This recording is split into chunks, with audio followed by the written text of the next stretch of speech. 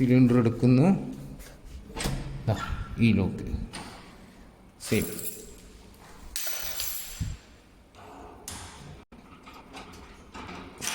Screw എടുക്കുക, തള്ളി കൊടുക്കുക, സാധനം പോകുന്നത് ഇടുകയും നിൽക്കുക.